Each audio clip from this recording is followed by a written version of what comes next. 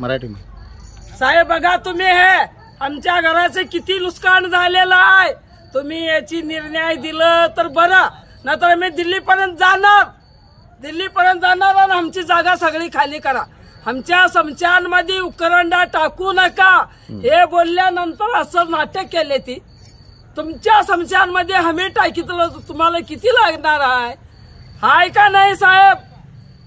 आम्ही आमच्या समशानमध्ये एवढं आमचं नुकसान एवढे लेकरं 2-2 महिन्याचे 3-3 महिन्याचे बगलामध्ये घेऊन बसले ते घरात, तसल्यानं महाराज दगड फेकायला लागले, 200-200 पोरं 500-500 पोरं येऊन पुट्ट्यात जमले ते. कोण केले?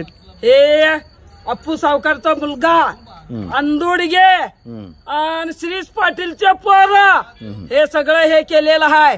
आम्हाला शिरीष पाटील बी पाहिजे, अप्पू सावकार त्याचे पोरं, आणि अंदुडग्याला तर ह्या गावात राहू देणार नाही. अंदुडग्या हे गावाचा नाही, आमच्या गावाचा. ते कोणत्या गावाचा आहे ते आम्हाला माहित नाही, ज्याच्या गावाला तिथं पाठवा त्याला. हे सगळं नाटक अंदुडग्याच करायला लागलं. हे ह्याला आता आम्हाला ओरडून नरडा आमचा वाळलेला आहे. ठीक आहे. गंगाधर अर्जुन चव्हाण. मी सोलापूरला असताना मला फोन आला की आपल्या वस्तीवर आपल्या समाज बांधवावर दगडफेक होत आहे. तरी पूर्ण गावकरी नाही, जे भांडे आहेत ना 500 ते 400 लोकांचं जमा येऊन सगळे मोटरसायकल आणि घर थोडं बाईकवर लहान मुलांना बाळांना सगळ्यांना मारहाण करून गेलेले. हे आमच्या समाज मंदिर होते, मंदिरचे टीव्ही फोडले, सगळे नासधूस करून गेले आणि अत्याचार लय झालेला आहे. त्यांना आळा बसावं हे आमची नम्र विनंती आहे. माझं नाव रेश्मा विजयकुमार काळे. मी बोलत आहे. आमच्या पारधी समाजावर अन्याय झाला आजच्या दिवशी. ते महिला सगळे स्वयंपाक पाणी करत होते. मग जसं जोराने असं दगडफेक आलं ना, मग असं बाहेर निघाले. पण सगळे जे 200-300 आलेले होते लोक पोरं, ते आम्हाला माहिती नाही यांनी कसं आलेत का माहिती, पण यांनी काय कारण बी सांगितले नाही काय नाही. पण अटॅक सुरू केलेत त्यांनी. सगळे लेकरं बघितले नाही काय नाही, सगळ्यावर अटॅक केले त्यांनी. काही लोकांचे डोकं फोडून टाकले, तोडले, काही खिडक्या फोडले, सगळे अन्याय झाले. हे थांबवण्यासाठी आमच्या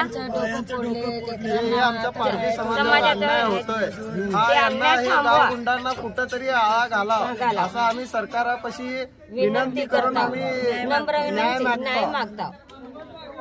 नमस्कार, मी राजश्री अनिल चव्हाण, माजी नगरसेविका तथा मला गेल्याच महिन्यात अनुसूचित जमातीवर प्रदेश कार्यकारिणी सदस्य म्हणून नेमलेलं आहे. तर आज मला एवढं दुःख खंत वाटत आहे की माझ्या आज पारधी समाजावर एवढा मोठा अन्याय होत आहे.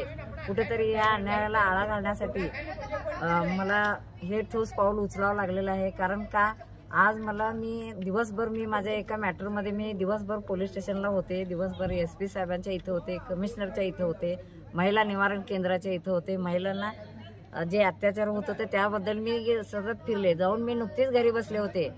बसल्यानंतर मला 7-7:30च्या दरम्यान मला कुंभारीतून माझ्या महिला भगिनी यांनी फोन केले. तसेच माझे बंधू सरपंच आहेत ते नवनाथ काळे यांनी सुद्धा मला फोन केला की ताई तुम्ही पटकिनी इथं पोलीस फोर्स पाठवा. मी म्हणलं काय झालं म्हणून त्याला विचारणा केला असताना त्यांनी म्हणलं ताई इथं जवळजवळ 700 ते 800 लोक येऊन 500-600 लोक असे खूप जण आलेले आहेत. ती बायका तर इतके हे